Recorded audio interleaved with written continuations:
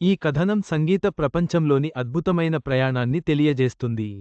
సంగీత దర్శకురాలు శ్రీలేఖ, సంగీతం తమ జీవితానికి ఎంత ముఖ్యమో వివరిస్తూ, పాత తరం సంగీతం మరియు ప్రస్తుతం సంగీతంలోని తేడాలను గురించి మాట్లాడుతారు. కోయిల ఊరికే ఉండదు. పాడుతుంది. గాలి కూడా కామ్గా కూర్చోదు. సవ్వడి చేస్తుంది. వినాలేగాని.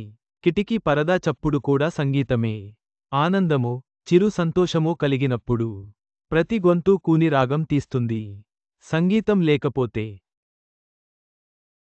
ఈ జగతి ఉత్త శూన్యం. సప్త స్వరాలే. ఉచ్ఛ్వాస నిశ్వాసలు. వరల్డ్ మ్యూజిక్ డే సందర్భంగా ఒక పాటకో, ఒక గళానికో, ఒక స్వరానికో కృతజ్ఞత చెప్పుకోకపోతే ఎలా? నాదమే జీవనంగా బతుకుతున్న నలుగుర్ని కలవకపోతే ఎలా? ఊపిరి ఉన్నంతవరకు పాటే నా ప్రపంచం. సంగీత దర్శకురాలు శ్రీలేఖ మ్యూజిక్ డైరెక్టర్గా ప్రతి క్షణం, ప్రతి నిమిషం, ప్రతిరోజూ సంగీతాన్ని ఆస్వాదిస్తాను. ఆనందిస్తాను. ఊపిరి ఉన్నంతవరకు పాటలతో సెలబ్రేట్ చేసుకుంటాను. పాటే నా ప్రపంచం. సంగీతం తప్ప నాకు వేరే ప్రపంచం తెలియదు. సంగీతాన్ని రోజూ ఇష్టపడుతున్నప్పటికీ వరల్డ్ మ్యూజిక్ డే సందర్భంగా నాకు నచ్చిన పాటలను మరింత ఎక్కువగా వింటాను. నేను కంపోజ్ చేసిన పాటలను నెమరు వేసుకుంటాను. ఇలా చేసి ఉంటే బాగుండేది, అలా చేసి ఉంటే బాగుండేది. ఇలా రకరకాలుగా నా పాటలను విశ్లేషించుకుంటాను. అప్పట్లో లైవ్ ఇన్స్ట్రుమెంట్స్ ఎక్కువగా ఉండేవి.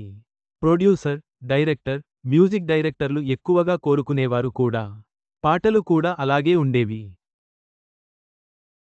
రికార్డింగ్, సాంగ్ రికార్డింగ్లో నేను కూడా లైవ్ ఇన్స్ట్రుమెంట్స్ ఉపయోగించాను. వివిధ లైవ్ ఇన్స్ట్రుమెంట్లతో హాల్ మొత్తం సందడిగా, పండగ వాతావరణంతో ఉండేది. ప్రతిరోజూ ఒక పండగలా ఉండేది. ఎవరికి వారు బిజీ కావడం, లైవ్ ఇన్స్ట్రుమెంట్ రిక్వైర్డ్ సాంగ్స్ రాకపోవడం, డీజే టైప్ పాటలు, రెట్రో, హిప్ హాప్ లాంటివి వచ్చి లైవ్ అవసరం లేకుండా పోయింది. ఒకవేళ అవసరం ఉన్నా ఎక్కడున్న వారు అక్కడ, ఎవరికి టైం ఉన్నప్పుడు వారు పాడి, వాయించి పంపుతున్నారు. వాటిని తరువాత మిక్స్ చేస్తున్నారు. అంతా డిజిటలైజ్ అయిపోయింది. ఇది ఎంతవరకు వెళుతుందో మాత్రం తెలియదు. ఫుల్ ఆర్కెస్ట్రా ఉన్నప్పుడు సాంగ్ స్ట్రక్చర్ ఇలా రాబోతుందని తెలిసేది. ఎందుకంటే సింగర్స్తో సహా లైవ్ ఉండేది. స్ట్రక్చర్ గురించి ఇప్పుడు మ్యూజిక్ డైరెక్టర్కే తెలియడం లేదు. అక్కడొక ముక్క, ఇక్కడొక ముక్క, పల్లవి ఒకరు చేస్తారు. బీజిఎం ఒకరు చేస్తారు. ఫైనల్ వచ్చే వరకు కూడా సాంగ్ ఎలా వస్తుంది అనేది మ్యూజిక్ డైరెక్టర్కి తెలియడం లేదు. మార్పులు, చేర్పులు చేయాలంటే అదొక తతంగం. సో సాంకేతిక అభివృద్ధి పరంగా మైనస్ ఉంది. కాకపోతే పని గంటలు తగ్గుతాయి. అలాంటి ప్లస్లు ఉన్నాయి. సీనియర్ మ్యూజిక్ డైరెక్టర్స్ అందరితోనూ బాగుంటాను. కోటిగారు, వందేమాతరం శ్రీనివాస్ గారు, కీరవాణి అన్నయ్య, మణిశర్మ గారు. ఇలా ఎంతోమంది చిన్నప్పటి నుంచి నన్ను చూసి ఉన్నారు కాబట్టి అందరికీ నేను పెట్. అందరూ నన్ను అభిమానిస్తారు. నా సినిమాల్లో నాకు సంతృప్తినిచ్చినవి చాలా ఉన్నాయి. ఉదాహరణకు ధర్మచక్రం, తాజ్మహల్, ప్రేమించు, ప్రేయసి రావే, శివయ్య వంటివి. మొన్న వచ్చిన హిట్ 2లో ఉరికే ఉరికే సాంగ్ బ్లాక్ బస్టర్. నా కెరీర్లో ఎక్కువగా మంచి సినిమాలకు పనిచేసే ఛాన్స్ రావడం నా అదృష్టం. ఏఐ గురించి విన్నాను. ఎంత ఏఐ వాడినా, ఎలా చేసినా తెలిసిపోతుంది. హ్యూమన్ ఎమోషన్ ఏ ఇవ్వలేదు. మనిషి కంపోజ్ చేసి ఇచ్చినంత ఏ ఇవ్వలేదు. సినిమా రంగంలో రావడానికి నేను వచ్చిన టైమే కష్టం అనుకుంటే ఇప్పుడు మరింత కష్టం అయింది. ఎంతోమంది డైరెక్టర్స్, సింగర్స్, కంపోజర్స్ వస్తున్నారు. దీన్ని దృష్టిలో పెట్టుకొని బాగా కష్టపడాలి. ఇక మనం ఏ స్థాయికి వెళతామనేది అది మన అదృష్టంపై ఆధారపడి ఉంటుంది. నేను సినిమా ఒప్పుకోవడానికి 3 విషయాల గురించి ఆలోచిస్తాను. మొదటిది కథ. జనరల్గా కథే కదా హీరో. కథ ఎలా ఉంది, ఏ జానర్లో ఉంది, డైరెక్టర్ ఫ్యాషనేట్గా తీయగలరా, ప్రాపర్గా రిలీజ్ చేయగలరా, వీటి గురించి ఆలోచిస్తాను. మహిళలు, పురుషులు అని కాదు. సినిమా ఫీల్డ్లోకి రావాలంటే ఎవరికైనా అది అంత తేలికైన విషయానికి కాదు. కమర్షియల్ ఫీల్డ్ కాబట్టి ఇంట్లో అందరినీ ఒప్పించాలి. చాలా టాస్క్లు ఉంటాయి. దేవుడి దయ వల్ల ఆ టాస్క్లన్నీ దాటుకొని ఇప్పటికీ సక్సెస్ఫుల్గా ఉన్నాను. జి. భవాని మనసుని తాకాలంటే మెలోడీ బెస్ట్. సంగీత దర్శకుడు అనూప్ రూబెన్స్ ప్రపంచ సంగీత దినోత్సవాన్ని జూన్ 21న వరల్డ్ వైడ్గా జరుపుకుంటారు. మనకు కూడా ఇక్కడ మ్యూజిక్ డే సెలబ్రేషన్స్ని చేస్తుంటారు. కానీ నాకైతే ప్రతిరోజూ సంగీత దినోత్సవమే. ఎందుకంటే ఉదయం లేచినప్పటి నుంచి రాత్రి వరకు సంగీతంతోనే ఉంటాను కాబట్టి. సంగీతంలో అప్పటికి, ఇప్పటికీ టెక్నాలజీ వైజ్, వర్కింగ్ వైజ్ చాలా మార్పులొచ్చాయి. మ్యూజిక్ ఎప్పుడూ మెలోడీ వైజ్ మెలోడీనే ఉంటుంది. దాన్ని ఏదీ రీప్లేస్ చేయలేదు. గతంలో లైవ్లో అందరం ఒకేసారి రికార్డ్ చేసేవాళ్లం. ఇప్పుడు బిట్ బిట్గా, సిస్టమ్ ద్వారా చేస్తున్నాం. ఒక పదం పదం పరంగా కూడా రికార్డింగ్ చేస్తున్నాం. అలాగే ఏఐ ద్వారా వాయిస్ మాడ్యులేషన్స్లో కూడా మార్పులొస్తున్నాయి. సాంకేతికంగా ఎప్పటికప్పుడు మార్పులు వస్తుంటాయి. దానికి తగ్గట్టుగానే పని చేయాల్సి ఉంటుంది. అయితే ముందు రోజుల్లో లైవ్ రికార్డింగ్స్ ఉన్నప్పుడు ఒకటేసారి మొత్తం ఆర్కెస్ట్రా, సింగర్స్ అంతా కలిసి ఒక టేక్లో అయిపోయేది.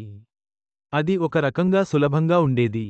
ఎందుకంటే గతంలో ఫ్లూట్ బిట్, వీణ బిట్, తబలా బిట్ ఇది అని ఒక ప్రాపర్గా సెట్ చేసుకుని కంపోజ్ చేసేవారు. ఇప్పుడు టెక్నాలజీ వచ్చిన తర్వాత చాలా ఆప్షన్స్ వచ్చాయి. ఒక్కొక్క ట్యూన్ సెలక్షన్స్కే చాలా రోజులు పట్టేస్తోంది. అంటే ఎక్కువ ట్యూన్స్ ఎంచుకునే అవకాశం ఉండటంతో ఇంకా ఏదో మంచిది దొరుకుతుంది, ఇంకా కొత్త ట్యూన్ దొరుకుతుంది అని. ఈ ప్రాసెస్ కొంచెం కాంప్లికేటెడ్. అయితే ఈ టెక్నాలజీ పరంగా సౌలభ్యం ఏంటంటే టైమింగ్స్. సింగర్ లేదా మ్యూజిషియన్ టైంకి అందుబాటులో లేకున్నా, ఇతర దేశంలో ఉన్నా వారు పాడటం లేదా వాయించి పంపితే మేము ఇక్కడ యాడ్ చేస్తాం. ఒక రకంగా ఇది అడ్వాంటేజ్. ఒక్కో మ్యూజిక్ డైరెక్టర్కి ఒక్కో శైలి ఉంటుంది. నా పరంగా వచ్చేసరికి నేనెప్పుడూ మెలోడీని ప్రేమిస్తాను. ఏ పాట కంపోజ్ చేసినా కూడా మెలోడీకి తొలి ప్రాధాన్యం ఇస్తాను. ఎందుకంటే మనకు సంగీతం అనగానే మొదట టచ్ అయ్యేది మనసు. మెలోడీయే మనకు ఎక్కువ రోజులు గుర్తుంటుందని బలంగా నమ్ముతాను. నా తొలి ప్రాధాన్యం ఎప్పుడూ మెలోడీయే. కాని కథ, సందర్భం, అవసరాన్ని బట్టి అక్కడ మాస్ సాంగ్ లేదా బీట్ సాంగ్ ఇస్తుంటాను. ఇప్పుడొస్తున్న యువ సంగీత దర్శకులు చాలా బాగా పనిచేస్తున్నారు. అయితే ఆరోగ్యకరమైన పోటీ అనేది చాలా అవసరం. ఎందుకంటే ఒక్కొక్కరికి ఒక్కో శైలి ఉంటుంది. ఒక్కొక్కరిలో ఒక్కో ప్రత్యేకత ఉంటుంది. వైవిధ్యమైన స్టైల్స్, ఫీల్స్ వినడానికి అవకాశం ఉంటుంది. అలాగే ఇంకా మనం ఏదో చేయాలి అనే ఉత్సాహం ఉండాలి. అయితే పోటీ ఆరోగ్యకరంగా ఉండాలి. నా కెరీర్లో దాదాపు 90 సినిమాలు చేశాను. అయితే ఓ సంతృప్తి అనేది సినిమా విజయం వల్ల ఉంటుంది. కథ వల్ల ఉంటుంది. ఆ స్టోరీ జనాల్లోకి బాగా వెళ్లడం, మన పాటలు బాగా హిట్ అయితే అదో సంతృప్తి ఉంటుంది. నా సినిమాల్లో అలా సంతృప్తి ఇచ్చిన వాటిలో ప్రేమ కావాలి, మనం, ఇష్క్, గోపాల గోపాల, టెంపర్ వంటివి చాలా ఉన్నాయి. ప్రస్తుతం కొత్తగా ఇండస్ట్రీకి వస్తున్న సంగీత దర్శకులు, సింగర్స్లో చాలా మంచి ప్రతిభ ఉంది. ఇప్పుడు మీడియా, సోషల్ మీడియా పరిధి బాగా పెరిగింది. దానివల్ల స్టార్ వేల్యూ, పాపులారిటీ అన్నది గతంతో పోలిస్తే ఇప్పుడు చాలా సులభం అయింది. అయితే కొత్తవాళ్లకు అంకితభావం, ప్రధానంగా ఓపిక అనేది ఉండాలి. అప్పుడే మన లక్ష్యం అనేది చేరుకుంటాం. ప్రతి ఒక్కరికి ఒక్కో టైం ఉంటుంది. మన సమయం వచ్చినప్పుడు ఆ లక్ష్యాన్ని చేరుకుంటాం. ప్రస్తుతం వారాహి అనే సినిమా చేస్తున్నాను. అలాగే తేజగారి చిత్రంతో పాటు అర్జున్గారి సినిమా చేస్తున్నాను. మరో 5-6 సినిమాలు కూడా ఒప్పుకున్నాను. నేను చిన్నప్పటి నుంచి Ilaiyaraaja sir, AR Rahman sir పాటలు వింటూ పెరిగాను.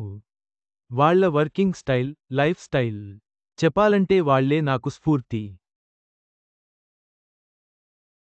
నాకే కాదు ఇప్పుడు కొత్తగా వచ్చే చాలామంది సంగీత దర్శకులకు, అలాగే ఇప్పుడు ఉన్న వారికి కూడా. నేను మాత్రం ఆర్డి బర్మన్ గారు, ఇళయరాజా సార్, ఏఆర్ రెహమాన్ గారు వాళ్ల వద్ద నుంచి చాలా నేర్చుకున్నాను. సినిమా ఒప్పుకోవాలంటే నా తొలి ప్రాధాన్యత కథే. అయితే కొన్నిసార్లు బ్యానర్, హీరో, డైరెక్టర్ వేల్యూ కూడా ఉంటాయి. అయితే ఎవరైనా కొత్తవాళ్లు, కొత్త ప్రొడక్షన్ హౌస్ వాళ్లు నన్ను కలిస్తే మాత్రం ముందు కథ విని, నచ్చితే ఒప్పుకుంటాను. డేరంగుల జగన్ మోహన్ లైవ్ రికార్డింగ్లో డెప్త్ ఉంటుంది. సంగీత దర్శకుడు శ్రీచరణ్ పాకాల సంగీత దర్శకుడిగా ప్రతిరోజుని నా ఫస్ట్ డే మ్యూజిక్ డైరెక్షన్ లానే భావిస్తాను. ప్రతిరోజూ ఓ స్ట్రగులే. అందుకే అప్గ్రేడ్ అవుతుంటాను. ప్రజలు ఎలాంటి సంగీతాన్ని ఇష్టపడుతున్నారో తెలుసుకుని, కొత్త తరహా సంగీతాన్నందించాలన్నదే నా తపన.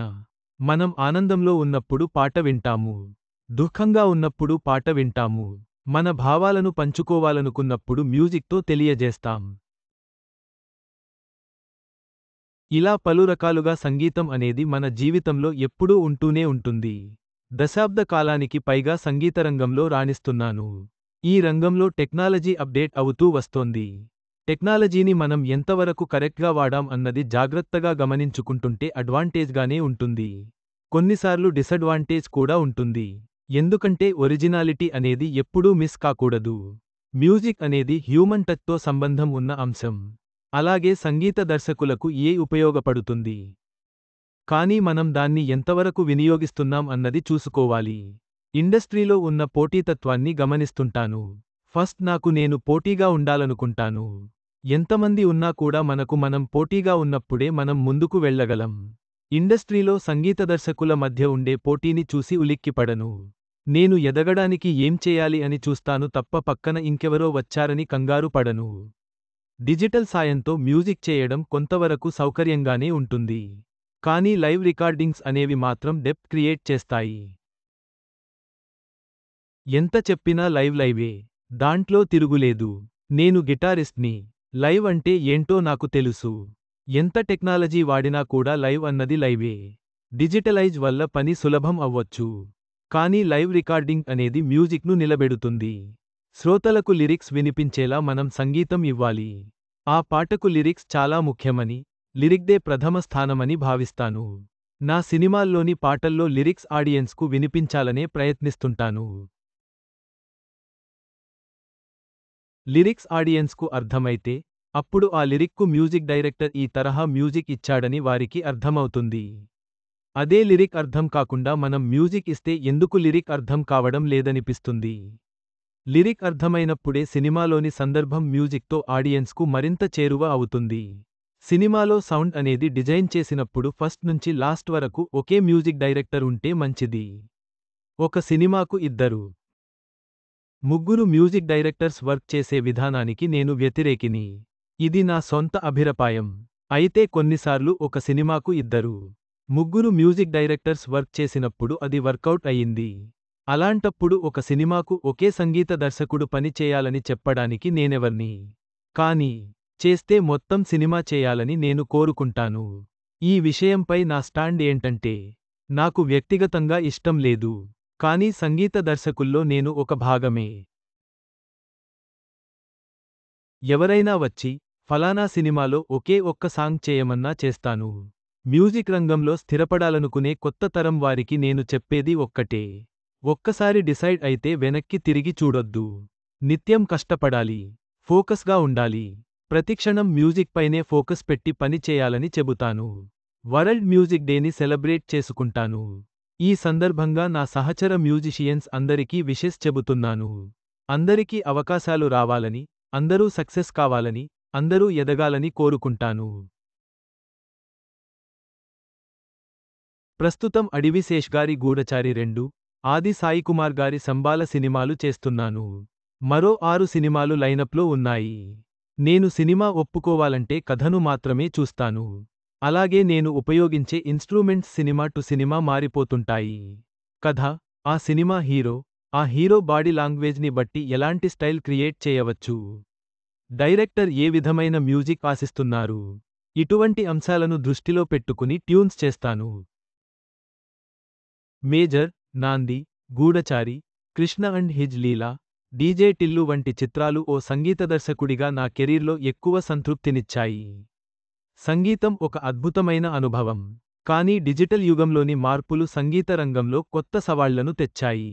అయినా సంగీతం యొక్క మాధుర్యం నిరంతరం మన హృదయాలను తాకుతూనే ఉంటుంది.